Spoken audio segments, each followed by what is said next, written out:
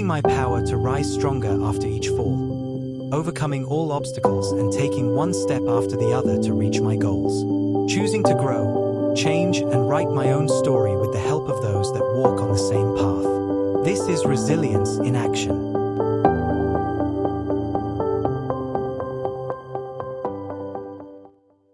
Hi, thank you so much for being here with us again in this third episode about resilience in action. We are here together, Dr. Emilia O'Neill and me, Jolie Chaires. Emilia, how are you? Doing great. After a very long week, happy to be with you all together. Yes, certainly this is a space for everybody because after this very long week, just being here, sitting, talking to you, it feels like, a breeze of energy that comes to me. Thank you so much. And thank you so much for being with us and listening. Today, we are going to talk about the difference about being alone and feel lonely. Absolutely. And I would love to start with a reflection, and I would invite you to just take a deep breath. And if you want to just close your eyes for a second and think about this. The world makes us feel lonely. Love always remember that we are not. And this is how we're going to start talking about the difference between being alone and feeling lonely. So here we go. It's going to make me feel not alone or lonely. Absolutely. And we start by loving ourselves and by loving each other, right? Of course. Mm-hmm. What's the difference? Because it sounds the same for mostly everybody, right? I say like, oh, I am so alone and I am lonely. And I know the difference because the word is different. However, my brain is like it's registering at like the same concept. Uh-huh. Yeah, the difference is that being alone refers to a physical state, if you will. It's when we are in a room where there's nobody else in it. So it's physical, it's observable, it's objective, no? It's something I can see and I can be aware. On the other hand, if we talk about being lonely or feeling lonely, we are talking about a subjective emotional state where I experience sadness, isolation. I feel disconnected from other people. I feel that I don't click with others because I don't have the same shared experience. So this is something that is very subjective. It's not observable, and that makes it harder because if I'm alone in a room and I don't want to be that way, I can get out of the room and go to another one, right? But if I am feeling lonely, that is something that unless I share it and express it, people may not realize how I am feeling inside. So to summarize the difference is I can be alone without feeling lonely, and I can be surrounded by a lot of people where I am not alone physically, but I still feel very lonely. And it is subjective. I mean, to feel lonely, it is subjective because besides the fact that I cannot even touch it or see it or observe it, like you said, I can feel lonely for a reason totally different than you if you are feeling the same. And it's not the same reason, not because we lived in a specific situation the same. And it's really hard, like you said, it's harder because I don't know what can make somebody feel lonely. And maybe somebody come and said, oh, I feel lonely because of this, and you will be like, really, because of that? Come on, just get over it. And it's totally different about me.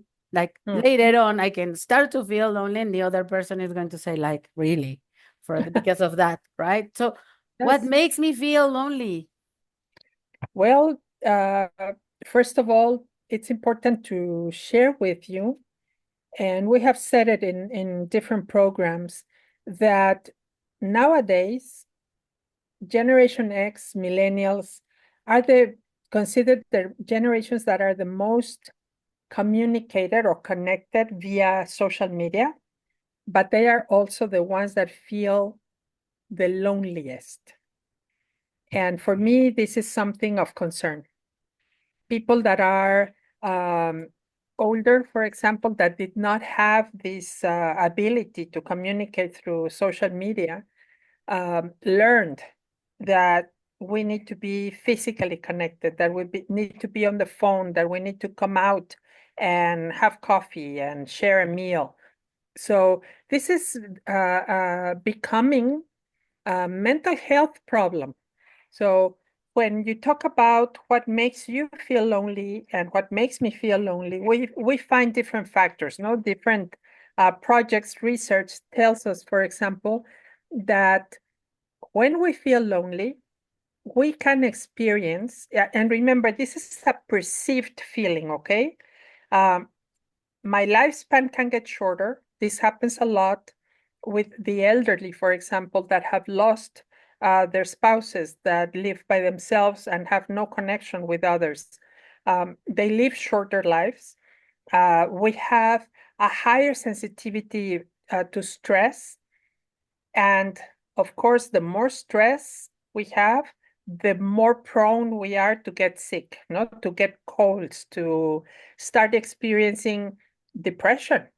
And we have to be very careful with that, because now come symptoms of depression, like I cannot sleep very well, or I sleep too much,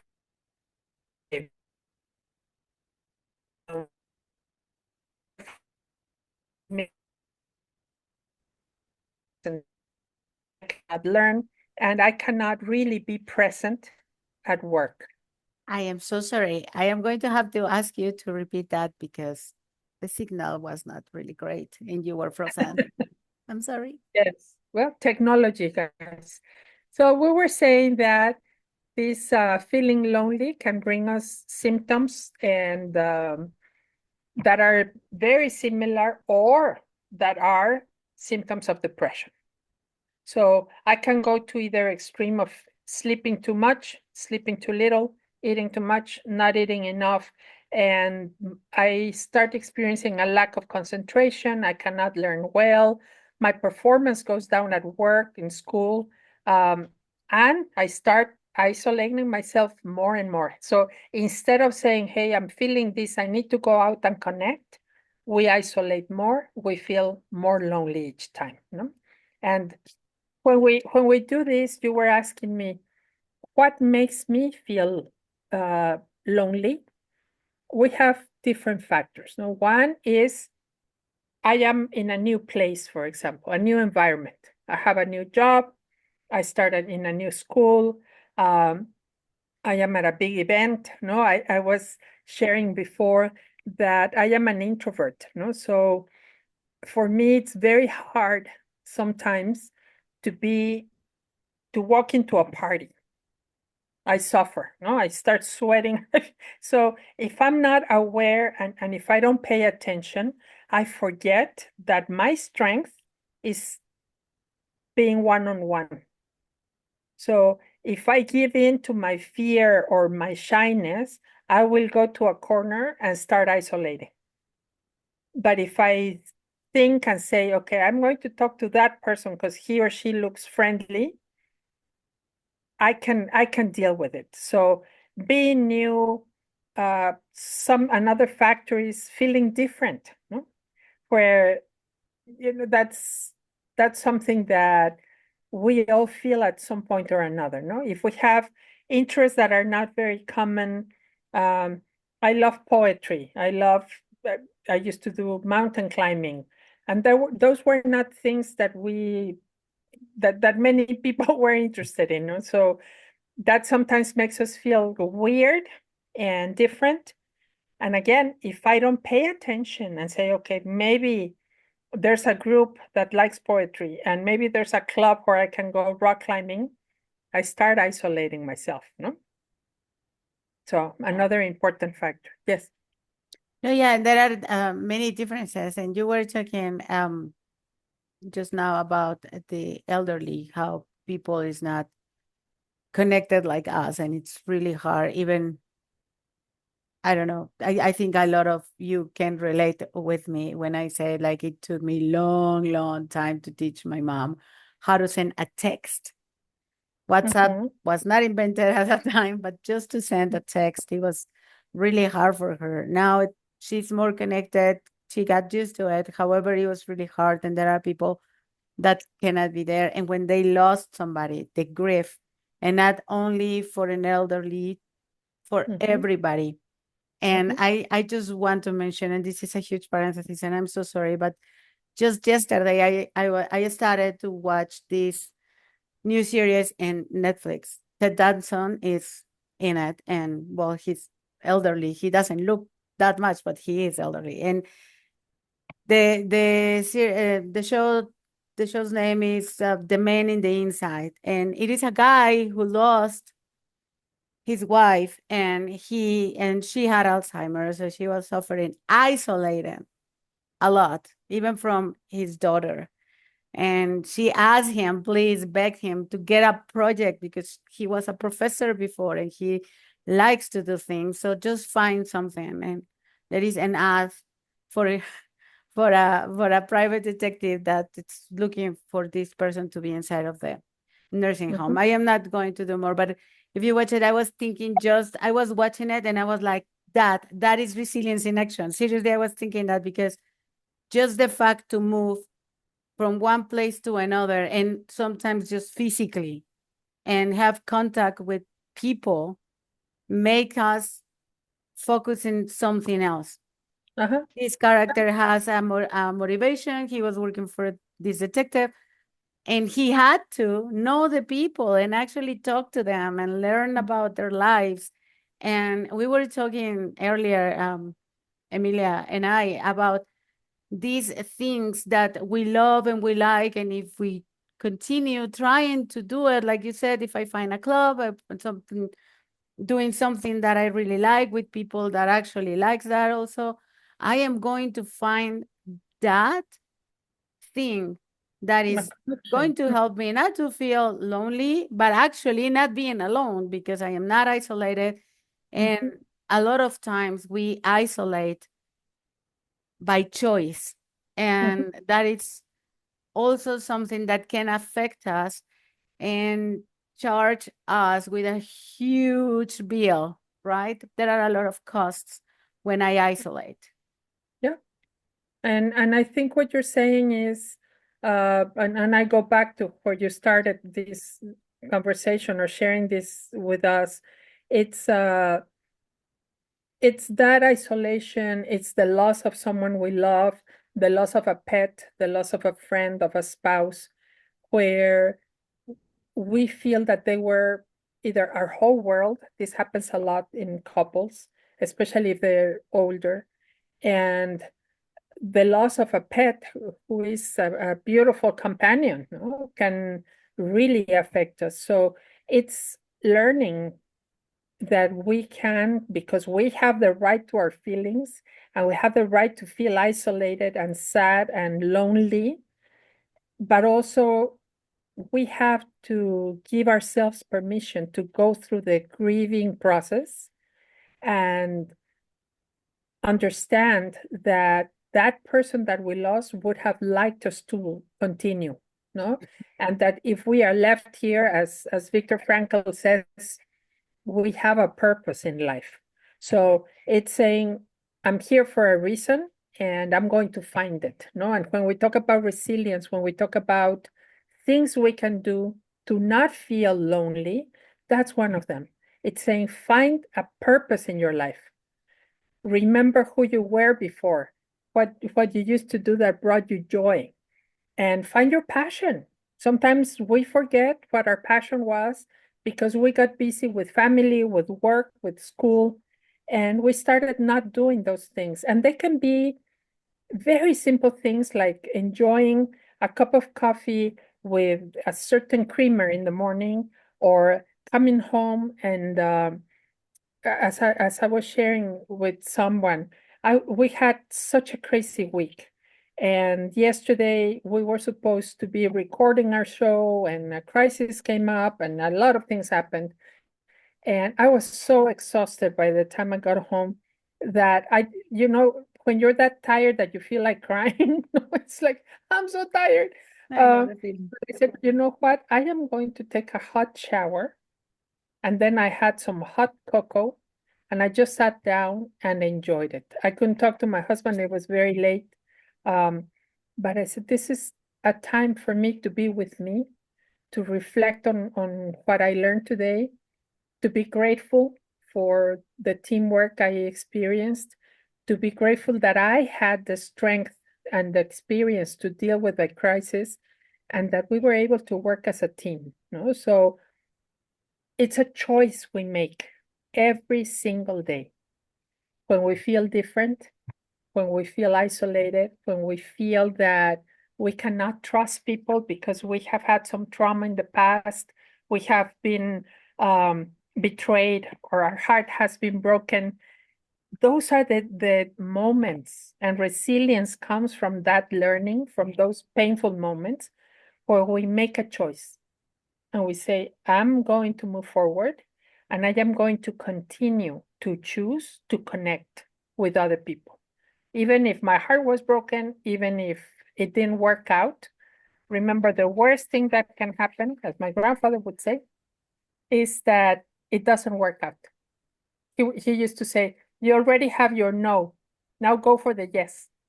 And the worst thing that can happen is you come back with your no, more experience, more wisdom, and you keep moving forward.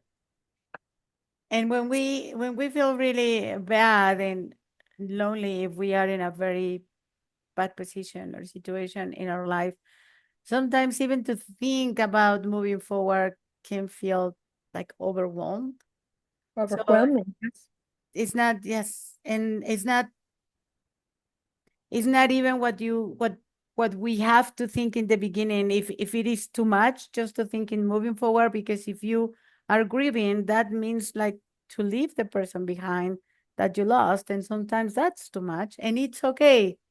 It's just continue to showing up for yourself in somehow getting up from bed, going to work, or if you had errands to run, just continue with your life is going to take you to the point to actually move forward. Yeah.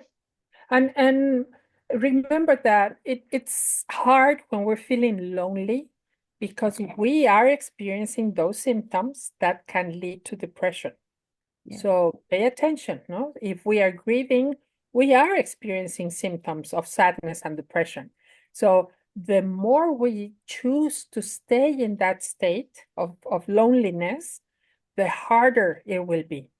So the invitation here is to say, the minute you notice that, come out of yourself and talk to someone. Remember that resilience doesn't happen in solitude. No, we need each other to keep strong, to stay strong. So calling a friend, coming out and asking for a therapy session. Sometimes we don't have to be in therapy for 6 years, no? 2 or 3 sessions can help us, just talking to someone and saying, I'm going through this, and they can give us strategies that can help us overcome that feeling and start that motion. Remember that once we start motion, we keep moving. So the first thing is that phone call, that text message where you say, I need to talk. No? And it might be someone that you haven't talked to in a lot of years, and it might be someone that it has always been there for you. I had the chance to talk to a friend that I have known for more years than I'm willing to confess, I think. But we've been friends for more than 30 years. Imagine that. And we hadn't talked to each other in 10. So we finally found each other, and we spent about an hour talking the other night. And it was just that reconnection and the shared memories, and we were laughing at the silly things that happened to us and sharing the pain of the loss of a dear friend, but we did it together. So please don't deny yourself the opportunity to connect. I know it's scary because, as we said, sometimes we feel too different. Sometimes we are the new kid on the block. Sometimes it's like, I'm scared that I am going to be hurt again. But if we don't try, we'll never know. Exactly, because when we isolate, it can be for so many reasons. And when it is like an actual choice, conscious or unconsciously, if we are decided to be isolated, it's like I said before, it's going to charge a bill. And later on, of course, we are going to talk about these 5 things that you can do and increase the resilience. And I know Emilia and we have done it. So I know they work. So please stay tuned. But what are those things that happen to my brain and my body when I stay isolated? Yeah, as Because we there were are saying, changes, not just the symptoms. yeah, there's changes in the brain where the brain goes to that state. I don't know how to say, like dormant, no? Where it says, this is not a time for action. It's like hibernation. Yes. So, Yeah. right now here in Alaska, for example, we're having less and less light, and people tend to feel sad and they tend to isolate because it's so cold outside. So we have to make an extra effort to connect, to say, hey, it doesn't matter. Once we are at the coffee shop, we'll be okay, no? So you have to survive. The winds here blow like crazy. But it's being really aware and intentional in what we do, no? And this is something we'll be talking about in our next program, no? But please remember that loneliness is a subjective feeling, and awareness is the key to say, I am identifying those symptoms that are making me feel lonely. You know, you say that you and I have been there, and I think everybody has been there. No, so saying, "Oh, I never feel lonely," no, come on, no, we all feel it, even if we have learned the strategies, even if we have said, you know what, now I know. And the key is going to be, you have to be your best friend. You have to be your best company. You have to be the person you take on a date when you are not with friends or in company of somebody. The dangers of feeling lonely and not learning to be with ourselves is that we start surrounding ourselves with people many times, no, that are negative for us because we're feeling lonely. So we'd rather be with someone who is aggressive or violent or mean to us than to be alone. So if we learn the difference between being alone and being lonely, we will change our lives. Because if I learned that being alone is not bad, because culturally speaking, it has its weight, no? People expect us to be married at a certain age, have children at a certain age. We're supposed to be this, we're supposed to be that. So some of us choose to be alone, not lonely. And some of us have gone through divorces or have gone through, special situations where we have lost the people we love and we are alone right now, no? But we can be okay as long as we say, I am the most important thing, no? We're talking about having fun as a person and saying, you know what, I'm gonna go to the movies by myself.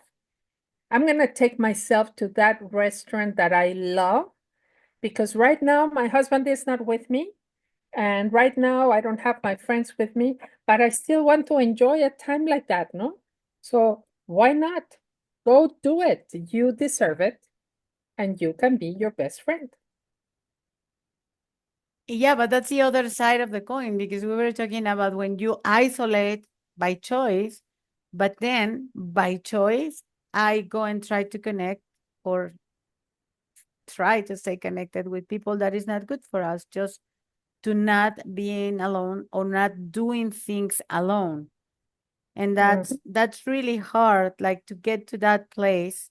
And I know it requires effort and a lot of work sometimes to get to the point to actually see myself to the mirror and say like, we are okay, but I am looking at myself. There's nobody else, right? So we are okay and we are enough and it's okay. We can do this even when somebody doesn't want to be with me, even if I feel lonely because a certain people left me or friends or a partner or whatever the reason is, and not try to, I think it's not exactly a connection, but I think it's like a hook, that places me with somebody that is not for me, just to not feel that way.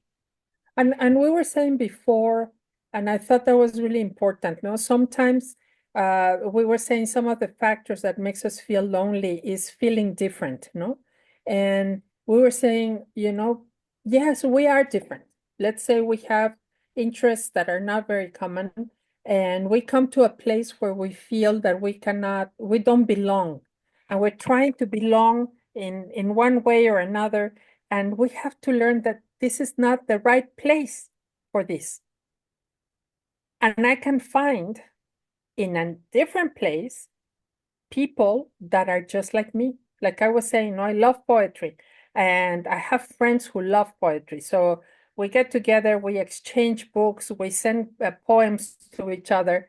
But I also have they say that to be a rock climber, you need to be a little crazy. So I have the crazy friends that I used to go rock climbing with, and I have the group of friends that love dancing. So don't think that you have to find everything in one single person. So look around you. I mean, that's why we have this beautiful technology. Look for a club where you can go rock climbing. Look for the club that can go, I don't know, learning about wines, about coffee.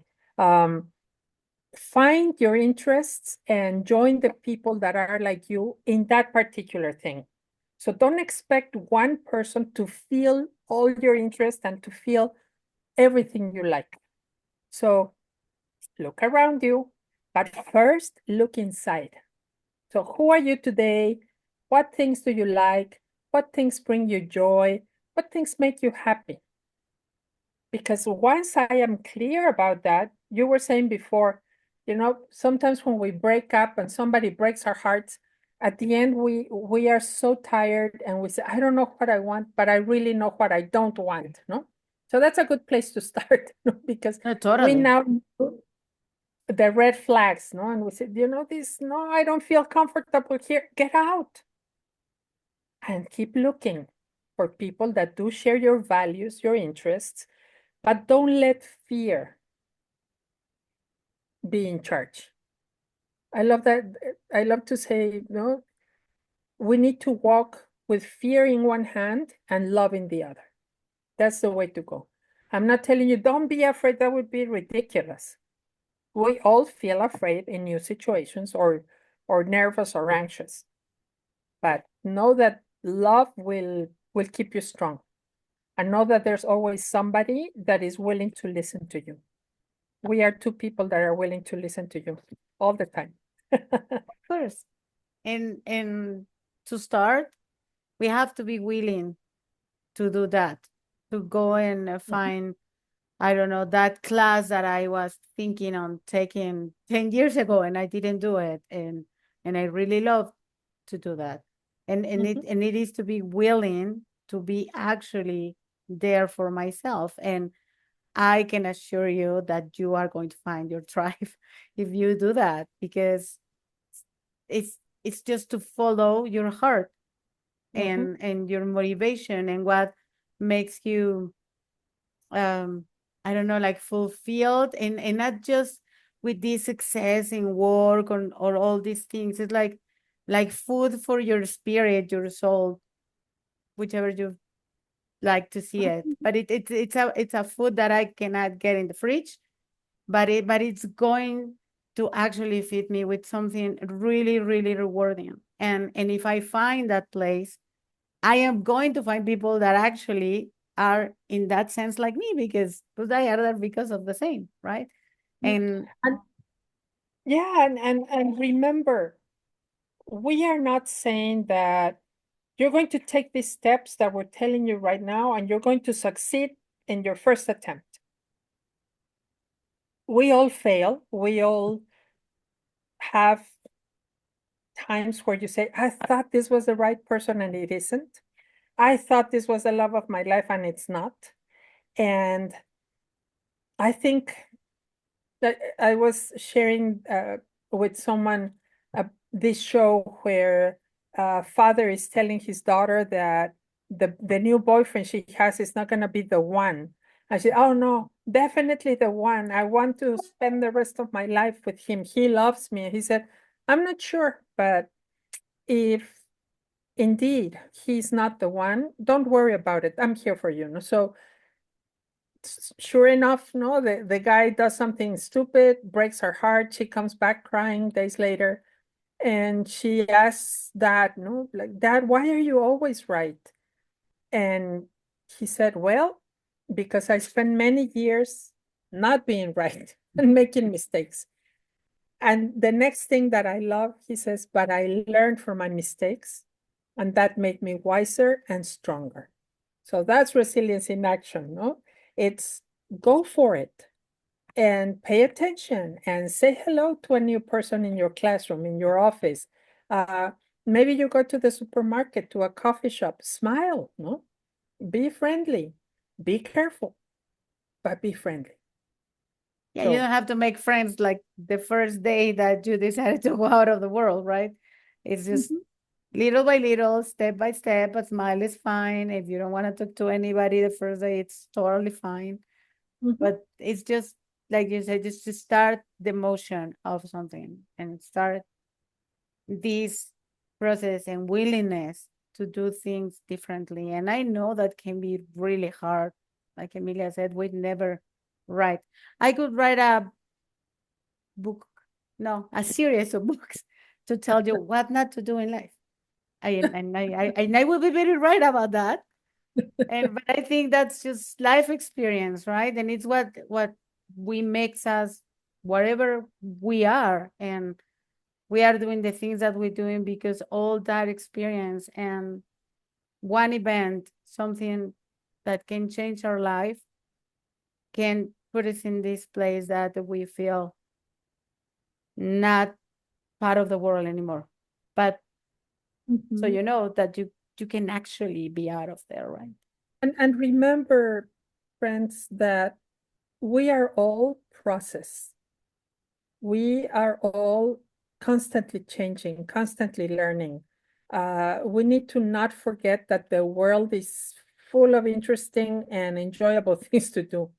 And it's also full of people that can enrich our lives. I think that, and I'm not saying, yeah, go marry the wrong person and be miserable and you learn from it and be stronger. No, I mean, No. some of us do it because we didn't know any better. And we come out hopefully stronger and wiser. And I mean, for me, it was not good. No, I was in a very bad marriage and I was afraid of getting out and I was ashamed of what was happening to me. And when I finally got out, I was in therapy. And the first thing I said, I swear never again. And through the therapy process, I learned that I was an important person and that I was a pretty cool person as well. No? So when I met my now husband, who is a wonderful guy, I remember him asking me, what are you looking for? And I said, well, I'm looking for a person with whom I can have at least as much fun as I have with me. I said, what do you mean? No, I said, I have learned to enjoy my own company and I take myself to the movies and to restaurants and I travel. I said, and I'm a pretty cool date. So I'm looking for someone who's willing to share that, no? And he said, challenge accepted, no? And here we are 17 years later. He But succeeded. He succeeded. The challenge. but it took me many years of trial and error, guys, believe me. So this, when we say these abilities that we're sharing with you are based on research, yes, and personal experience, absolutely. Yes, not all are that lucky as Emilia in the partner area yet. However, yes, I mean, for me personally, this year was really, really hard. I get out of a really, really bad relationship. But then Mhm. I was in a place that I really lost myself, that I didn't know like which way to go or something. And one of the things that I can tell you that totally saved my life was to go back to myself, to those things that I forgot that I could do and actually enjoy them, like dancing. I'm taking dancing lessons, and I found a really nice tribe that maybe I don't see them out of my classes, but when I am there, I am really connected with these people, and we talk about our lives between classes or whatever Mhm. when we are there. And those are just to go back to yourself. It's going to help you to connect with others in so many different levels, because it's not just about the things that we like, it's about to be present with others and that let You need others to to be know, there for us. in a place like that, where you go to a dancing class, you might find your best friend there. You never know. And Yeah. if you go to a class, you may find a wonderful friend there. And you may find the love of your life. And you may find people who share the same interests because you are all going to the same class, right? So give yourself permission and empower yourself and say, I'm going to try. And if that's not the class you wanted, it's okay. You now know that it's not for you and you can try something different. So the thing is, take the next step and the next step and the next step. Do not isolate yourself when you start feeling lonely. Listen to your body, listen to your soul, listen to your heart, and do something about it.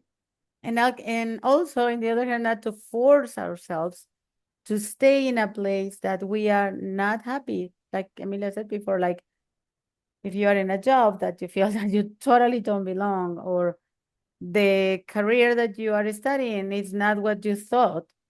I know those changes are very, very scary because of what they involve, right? They are very scary, but there are ways to do it, like managing the risks, not just like that. And you can actually change that, because if you feel that you are not in the right place, it's like I have a friend that she used to tell me, if you don't like it, move it. You're not a tree. Move yourself. And I was like, no, I'm not a tree, but still it's hard to move my feet, right?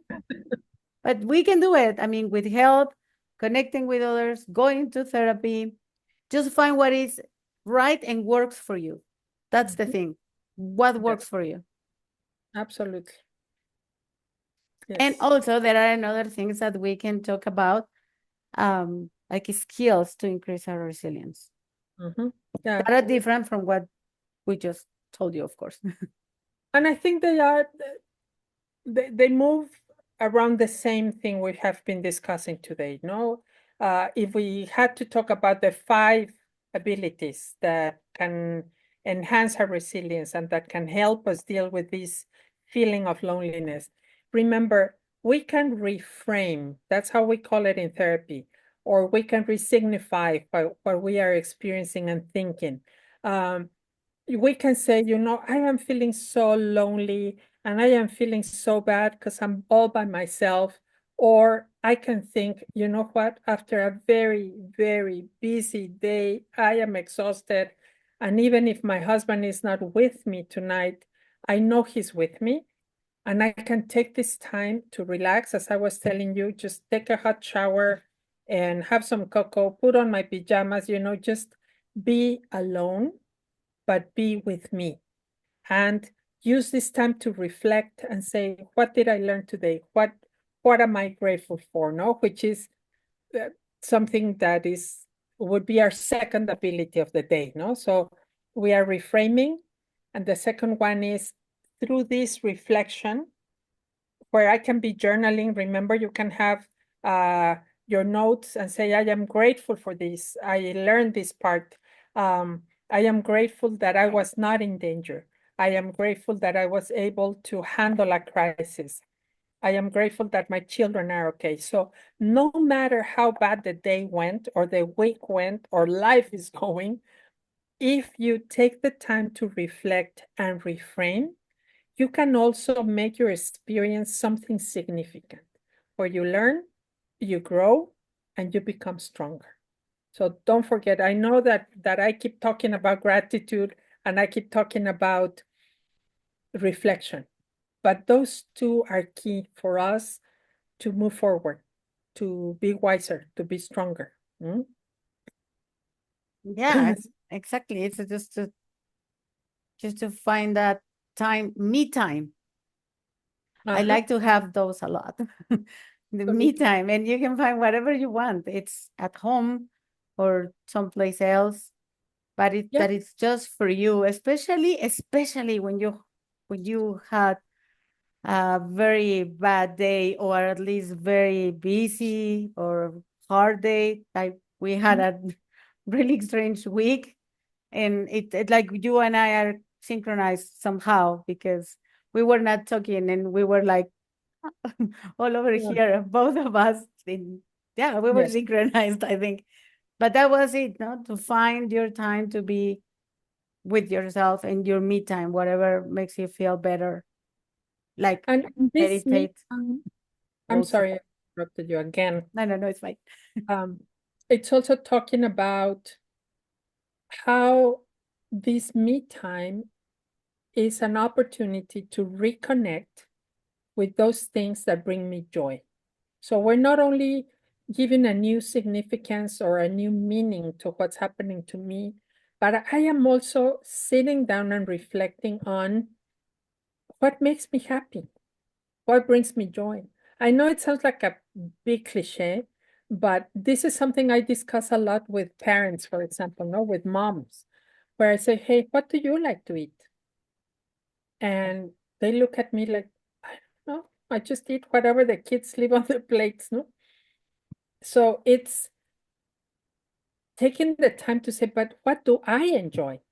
Remember that movie with Julia Roberts? I can't remember, but she was always a bride and she ended up running away, no? The runaway bride, yeah. Something that she has to learn because she was pleasing everybody all the time, so as to not be lonely. So if the boyfriend likes scrambled eggs, she loves scrambled eggs. If they like fried eggs, but she loved fried eggs, no? So when she finally takes the time to be with herself and say, who am I? She says, no, the eggs that I like are this type, no? So it's the same thing here. And going a little bit deeper and farther is, what is your passion? And sometimes it's just going back and saying, what did I used to like when I was a kid, when I was an adolescent? What made me happy, like really feel joy, no? For me, for example, it's laughing, no? So when I'm feeling a little lonely or a little bit down, I watch a movie that makes me laugh. Or I watch these reels with pets, no, that are just sweet, no? So it's just watching things that bring joy to my soul, to my heart. And it's also about, and this is a huge one, it's finding a sense of meaning in what I do. Remember in our last program, we were talking about serving, no? For me, service is what brings meaning to my life. I think I was born to serve. That's why I'm a therapist, I am a consultant, I'm a professor, anything that helps me share who I am, what I know with others to make their lives better. So that makes me feel at the end of the day that I am never lonely, that I am not alone. And please take the time. That's why we started with this reflection, right? And that's why we asked you to reflect, to journal. And that's something that also takes us to the last one we're going to talk about today, which is meditation. So meditation means what? Means going inside. Being And Yoli, you present. were saying there's different types of meditation. No? So for some, meditation is sitting down, closing my eyes, breathing in and out until my mind is clear and at peace. No, for That's some a of that, traditional way. Yeah. which doesn't work for me very well because my No, brain no. is. So for me, it's what they call dynamic meditation, Osho. I found it years ago, and I love it because it combines dance with awareness, with quietness, no? So you dance, dance, dance, and then the music stops and you stop with it. So your body is vibrating and it takes you to deep places. It's beautiful, no? So find your own way to meditate and to cultivate that deeper relationship with yourself, no? I like that the other day we were talking, I was talking with a friend. Well, we were several friends, and they were talking about their way to talk to God.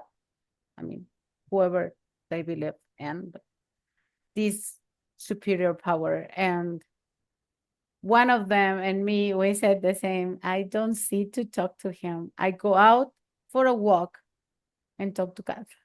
Every time I'm walking on the streets, I am talking to him. And I just not that long ago found this video from a monk, a Buddhist monk, and he was talking about the walking meditation. And I was like, oh, can I do that? I knew that I could do, like you said about Osho and this movement, that it's really great. But it was that one, and he was talking how to do it, how it helps, and that you don't have to be just sitting. It's just a moment with yourself.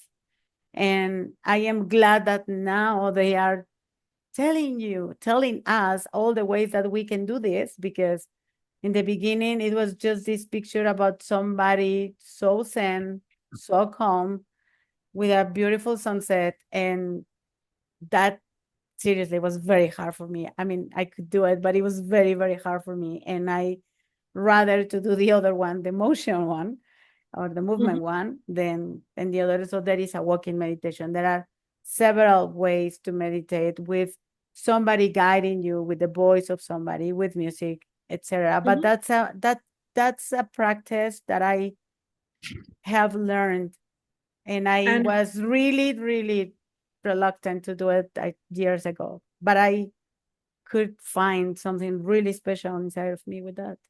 So whatever works for you. No, we're not telling you how.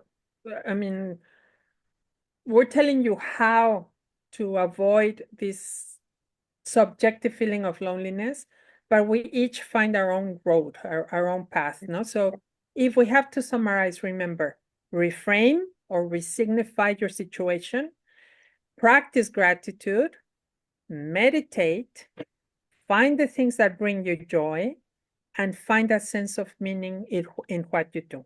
Those 5 things, practice them every day, one step at a time. Ask for help if you need it. We'll be happy to talk about whatever you need more help with.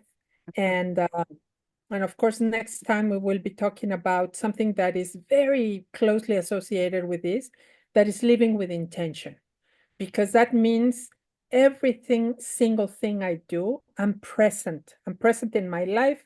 I'm present in my behaviors. I'm present in my thoughts, so that they don't take over.